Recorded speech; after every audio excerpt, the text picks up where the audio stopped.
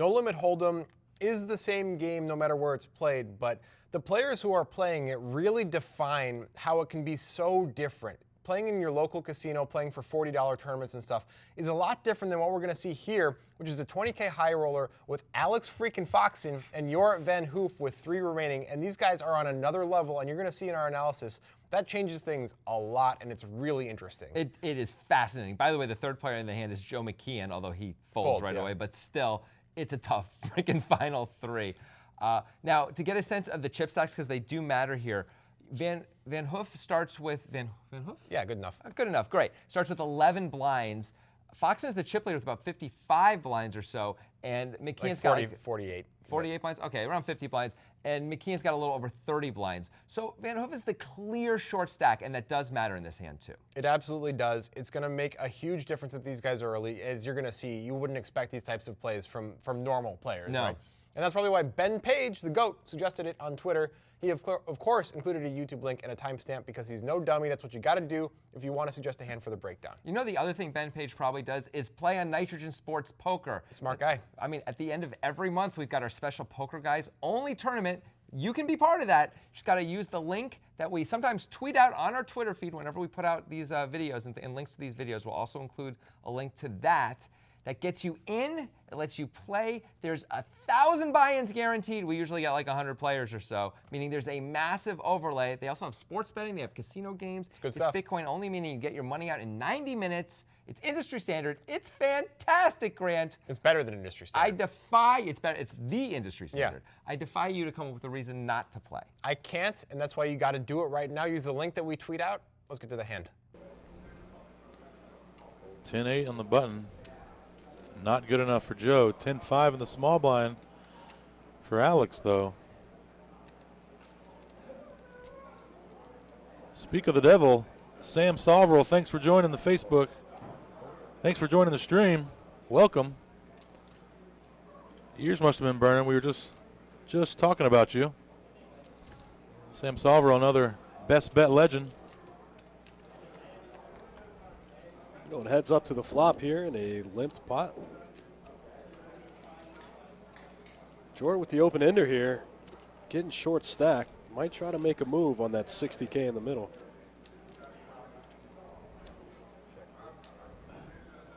Alex limps to 10-5 and ends up flopping middle pair. Jorryt with the straight draw, open-ended.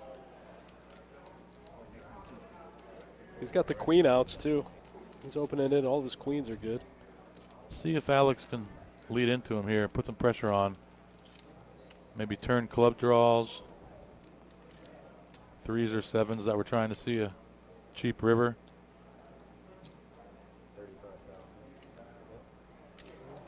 $35,000. Jorryt doesn't have many chips.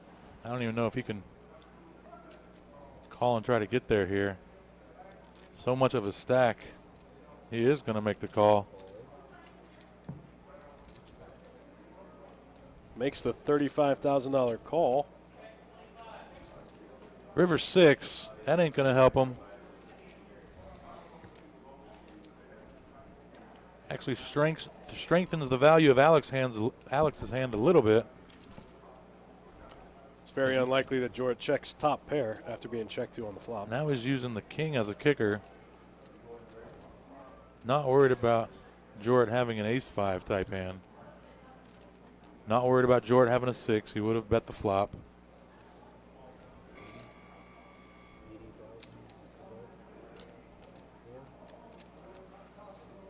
$80K, wow. Jorryt only has 180 and Alex bets $80K.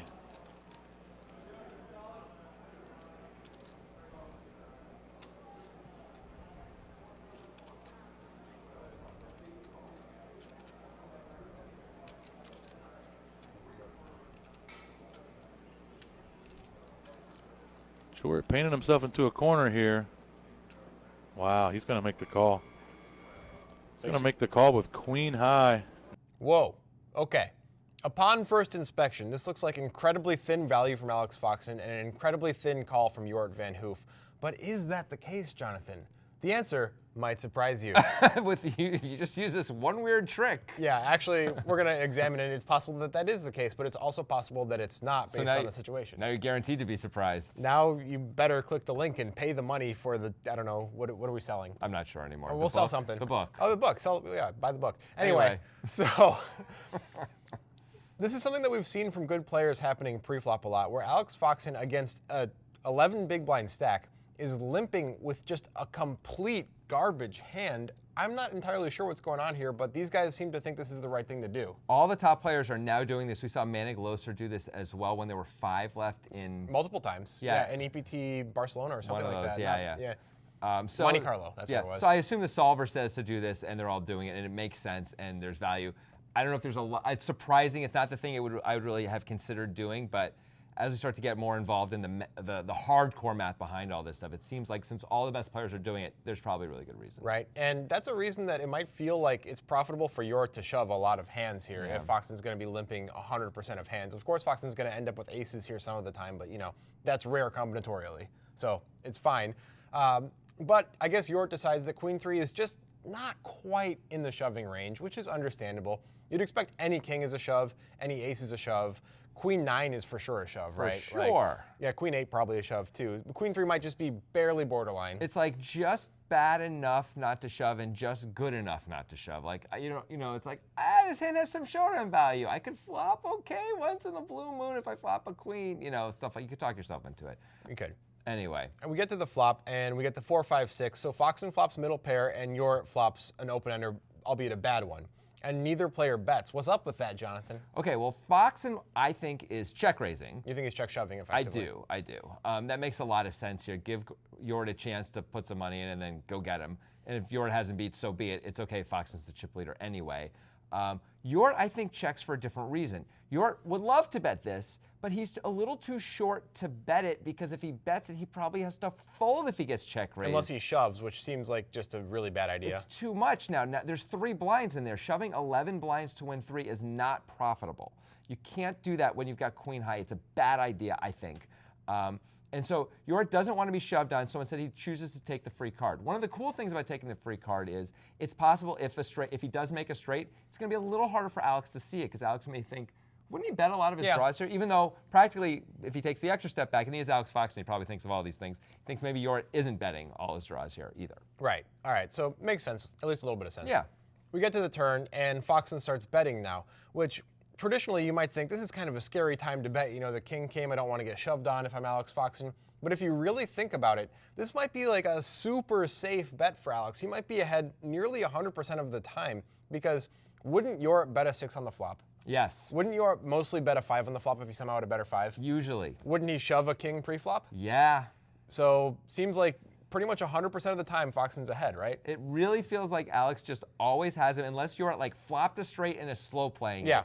Like, that's about the only thing you have to be worried about, and so be it. He's got 11 blinds anyway. Right, so we think Foxen's plan is to call if shoved on here. Oh, absolutely. yeah, like instantly. And Jorryt decides, okay, I'm going to call. So that's reasonable. He's got an open ender. He has queen high, which queen high could be good. Alex Foxen probably is going to bet 9-10 here if he has 9-10, right? He's probably going to bet hands like that. I mean, I really get why Jorryt calls here, but there is a problem with this, and we saw this played on the river as well. Situationally, this is really problematic, right? Like, you have 11 blinds, you're going to call off 2 of them right now, so now we're going to be down to 9 blinds. We're starting to just really eat into our stack with a bad straight draw and queen high only.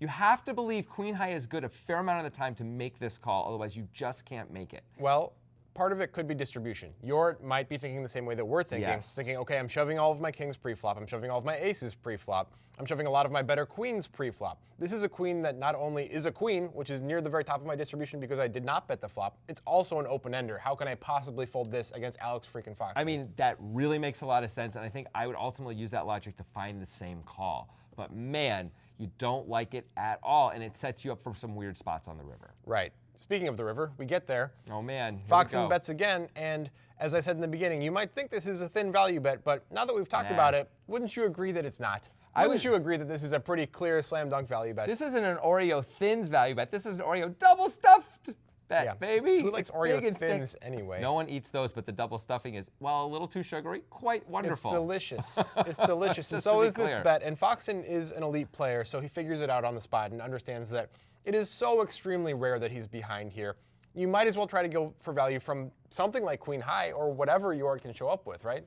Yeah, I mean, Jorryt maybe. I mean, you're praying he somehow has a 4. I don't know how likely it is that he. It's Pretty unlikely. He's probably betting the flop. Probably. But since he called the turn, yeah, you were trying to get. I mean, there's not a whole lot to get called by, but Alex is so sure he has the best hand almost always. He's calling a shove, right? Of course he Yeah. is. He's just putting in the money and hoping it all works out. Like, All right, maybe you'll call me. I don't To be know. clear, the way that Jorryt doesn't have a 4 very often, he also very rarely has a 6 because he would have bet the flop with that. And of course, we've already talked about how he doesn't have a king very often, so it feels very safe for Alex Foxen. So now the decision's on Jorryt. Should he call with Queen High? That's about what I feel about it too. I mean, man, okay. Here's the two sides of this. Okay. In a normal situation against what feels like not Alex Foxen level players. Oh, you wouldn't get here like this. We wouldn't get here. We would certainly want to fold here. Even if we think the guy has a lot of bluffs, we don't want to call that often with Queen High here because we're going to be left with 5 blinds if we're wrong. 9 blinds is still a workable enough stack that we can shove and get folds and things like that pre-flop. There's another side to that, obviously. Yeah. If we call and we're right, we have a stack that actually can maneuver a little bit. That is true. Yeah. No question about it. But here's the other side, forgetting about the situational stuff, which is really a big deal, though. It matters in these tournaments because if Jorryt van Hoof calls here and is wrong, as we see he does, he's down to 5 blinds. His shoves aren't going to be getting through almost ever. No, they really So aren't. now he's got no fold equity. He actually has to win at showdown. It's a big difference. He's gonna be knocked out of this tournament way, way, way more often. But the other side of this is this: it's Alex freaking Foxen, everyone, and that's take a drink for those of you doing the poker game. guys drinking game. Alex Foxen absolutely does not have to have it here. It's Alex Foxen. Well, we see he's limping with like any 2 cards. And let me explain why he really doesn't have to have it a little bit further here. Okay. We talked about how Queen 3 somehow, some way is very near the top of Jorryt's distribution, right? Yeah. Somehow that's the case. Yeah. A lot of that has to do with how capped he is based on his post-flop play. Alex Foxen is, of course, aware of that. Yeah. Doesn't that make it an excellent time to bluff? If your opponent's range includes a distribution argument where Queen 3 is near the top, you have to bluff if you have worse than Queen High, right? I think So you it's a do. spot you absolutely have to bluff, which means that Jorryt has to consider that Foxen is definitely bluffing a fair amount of the time. Foxen can really show up here without having it, I have to believe. And that means against a guy like that, it's very reasonable to use distribution as an argument to make your call. And if you're doing that, by the time we get to this river, when the 6 pairs, Queen High is among the better hands you're ever going to show up It with might here. actually be like the 3rd best hand. It might be like Queen 7, maybe? Maybe he has Queen 7. Queen 8 we think is a shove pre-flop. It might be the 2nd best hand that Jorryt shows up with as played. Maybe Jorryt can once in a while flop that straight and be slow playing Yes, it. Fine. okay. But there's very, very little else there. Queen High is gonna be this Queen High is gonna be one of the best hands he has. So he's getting exploited if he folds, but he's putting himself situationally in a terrible spot if he calls and is wrong, which is gonna be a lot. So I know it looks Sucks. weird. It looks weird, but I actually think this is okay. Yeah, this me call too. is totally fine. Me too. It just didn't work out this time. It does look bizarre though.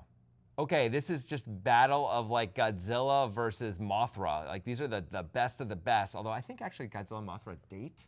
I'm pretty sure they're What? together. Yeah, believe it or That not. changes my whole understanding of that universe. Tell me about it, dude. There's a whole What are- backstory there. Let I me hope tell they don't you. have kids. What are their babies going to look like? They might have kids. Oh, Let me dear. just say that. Oh, dear. Any hoots and hollers. Any hoots and hollers. What do you think about some of these decisions? So we think ultimately the river play is, and actually all the plays by all the players are really justifiable and understandable.